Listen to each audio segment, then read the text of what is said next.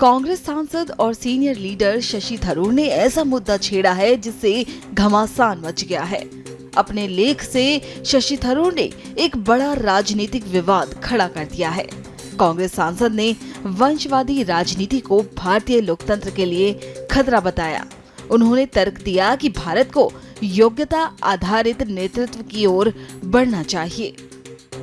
थरूर ने इस विचार को पुख्ता करने के लिए नेहरू गांधी वंश के प्रभाव पर प्रकाश डाला कि राजनीतिक नेतृत्व जन्म सिद्ध अधिकार हो सकता है। ये लेख, जिसे कई लोग कांग्रेस पर सीधा हमला मान रहे हैं, अब इस लेख ने थरूर की निष्ठा पर फिर से सवाल खड़े कर दिए हैं। बीजेपी ने इस मौके का फायदा उठाते हुए कांग्रेस नेता शशि थरूर का समर्थन किया है, जिसे वो पार्टी पर सीधा हमला बता रहे हैं। Mr. Tharoor has explained how the first family of Congress party, the Gandhi Vadra dynasty, has been responsible for cementing this idea, this negative thought that political position and power can be matter of birthright. I applaud Dr. Tharoor for speaking something that I spoke about 7-8 years ago within the party. But I just hope that the same repercussions that were brought upon me for speaking against the Namdar Rahul Gandhi do not follow on Dr. Tharoor.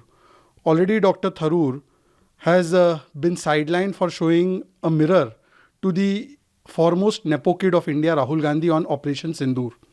And now also his article, the Namdars, Nepo kids of Bihar and of India, that is Tejaswi and Rahul, they may take it quite personally. But it is a fact that Congress party is not only a family-run company, it has penetrated this idea that birthright से ही सब कुछ मिलता है, and therefore Dr. Tharoor should be applauded. But I think now Dr. Tharoor will get series of bad words and insults right from Kerala Congress, from other leaders, because he has challenged the first family of Congress party.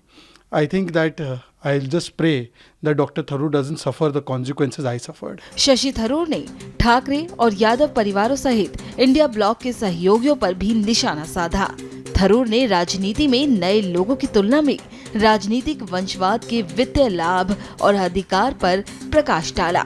उन्होंने भारतीय राजनीति के लिए वंशवाद की बजाय योग्यतावाद की वकालत की और कहा कि इसके लिए बुनियादी सुधारों की आवश्यकता होगी। वहीं इस लेख पर कांग्रेस नेताओं ने वाड्रा और गांधी परिवार के योगदान का हवाला देते हुए पार्टी का बचाव किया। All the members of Nehru family are elected to Lok Sabha, not other houses.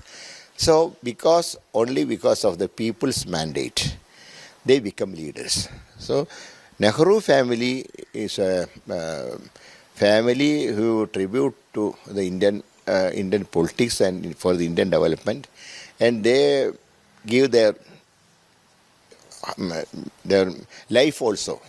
Indira Gandhi and Rajiv Gandhi, they gave up their life to the nation. So I am telling that Nehru family is our Congress. They are the leading family of the Congress party. We are proud of them. Bhajpa ने थरूर के बयान का स्वागत किया है और कहा कि इससे निश्चित रूप से कांग्रेस को नुकसान होगा। शशि थरूर जी ने ठीक ही कहा होगा। उन्होंने अपने अनुभव से कहा होगा, देश की अच्छे पार्लियामेंटेरियन है।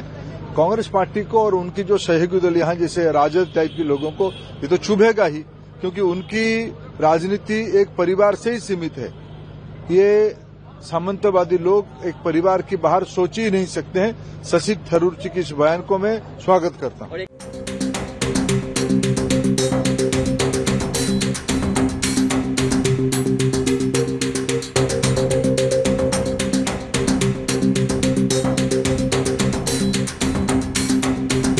For more of such videos, do like, share and subscribe to ET Now Swadesh.